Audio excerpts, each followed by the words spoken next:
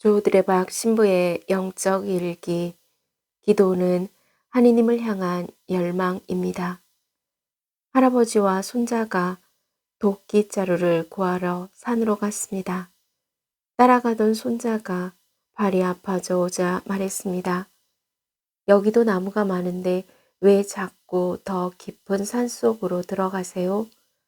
할아버지는 말없이 계속 산길을 올랐습니다. 이윽고 산 정상 가까이 있는 절벽 위에서 할아버지는 바위 틈새를 뚫고 나온 나뭇가지를 어렵사리 잘라냈습니다. 산에서 그 나뭇가지를 가지고 내려오면서 할아버지는 손자에게 말했습니다. 절벽의 바위 틈을 뚫고 나무가 뿌리를 내린단다. 그리고 가지를 뻗으려면 얼마나 견뎌야 했겠니? 비바람도 폭설도 추위도 더위도 모두 견뎌낸 그놈을 잘라 도끼자루로 써야 평생 써도 부러지지 않는단다. 매사 모든 것이 견디고 난 후에 쓰임이 있는 법이야. 그래서 견뎌내는 기도가 하느님의 은총이다 라고 말하는 것입니다. 아멘. 오늘 복음을 보면 예수님께서 말씀하셨습니다. 나는 세상에 불을 지르러 왔다. 그 사랑의 불이 이미 타올랐다면 얼마나 좋으랴. 그 불은 변화의 불이고 회개의 불입니다. 그 변화는 세상이 바뀌는 변화가 아니라 내가 바뀌는 변화입니다. 남을 미워하면 누가 괴로울까요? 나 자신이 괴롭습니다. 그래서 회개는 나를 아름답게 가꿔 나가는 것이요 내 상처를 치유하는 사랑의 방법입니다. 그러므로 회개는 나는 길가에 핀 불 한 포기와 같다 라는 마음으로 시작하면 자신이 별것 아닌 줄 알고 상처를 받을 일이 없는 것입니다. 이렇게 예수님의 가슴에 지펴진 회개의 불꽃은 제자들의 가슴으로 희망의 불꽃으로 옮겨 붙었고 그 희망의 불꽃은 다시 저희의 가슴에 옮겨 붙어 타오르고 있습니다. 이제 저희의 마음속에 희망의 불꽃이 남아 있습니다. 그것이 하느님의 햇살입니다. 나를 먹고 마셔라. 너희를 위하여 준비하였다. 아멘. 사랑하는 고운님들, 매일 영적 일기를 올리고 아침 공기를 마시며 목주 기도를 하다가 떠오르는 해를 바라보면서 희망의 불꽃인 하느님의 햇살을 느낍니다.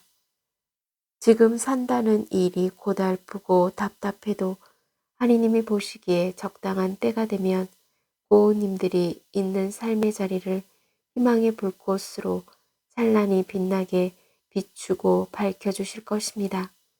그래서 지금 저 두레박 사제는 고운님들에게 알립니다. 무엇을 그리 근심합니까? 기도하면 됩니다. 예수님을 믿고 기도하십시오. 고운님들이 무슨 일을 하든지 하느님을 향한 열망으로 한다면 그 일은 기도가 되는 은혜로움으로 충만해질 것을 믿습니다. 저는 한참 동안 촛불을 바라보다가 촛불의 아름다움과 거룩함을 보았습니다. 촛불은 위쪽으로 올라가기 위해 혼자 탑니다. 매우 미세한 바람이나 입김에도 불꽃이 흐트러지지 않지만 불꽃은 곧바로 다시 일어납니다. 이런 촛불을 보면서 위로 향하고자 하는 것이 거룩해 보이기도 합니다. 왜냐하면 촛불은 자기 몸을 태워 빛을 발하는 중요한 역할을 하지만 어쩌면 그보다 더 중요한 것은 일렁거리고 흐트러지면서도 기어이 몸을 바로 세우는 촛불의 위로 향함 때문입니다. 그래서 예수님께서 하신 모든 말씀과 행동 그리고 기도는 하느님을 향한 열망이었습니다. 그러므로 바오로 사도는 끊임없이 기도하라 라고 말합니다.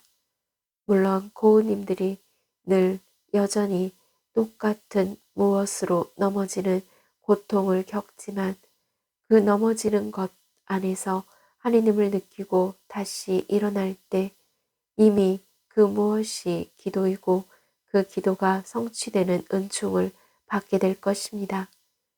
이제 고은님들은 하나님을 향한 열망을 바라는 회개의 도구로서 기도로서 희망의 불꽃을 피워내시기를 기도합니다.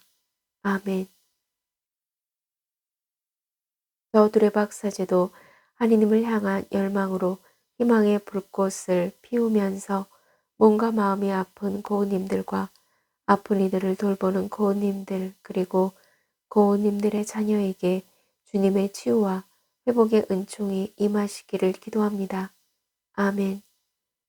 영적 일기를 마무리하면서 하나님을 향한 열망을 품고 기도로서 회개하는 날들 그리고 촛불 안에서 아름다움과 거룩함을 보게 된 날들을 보면서 고은님들 가슴에도 하나님의 햇살이 가득한 희망의 불꽃으로 치유와 회복의 은총을 누리시기를 주님의 이름으로 강복합니다.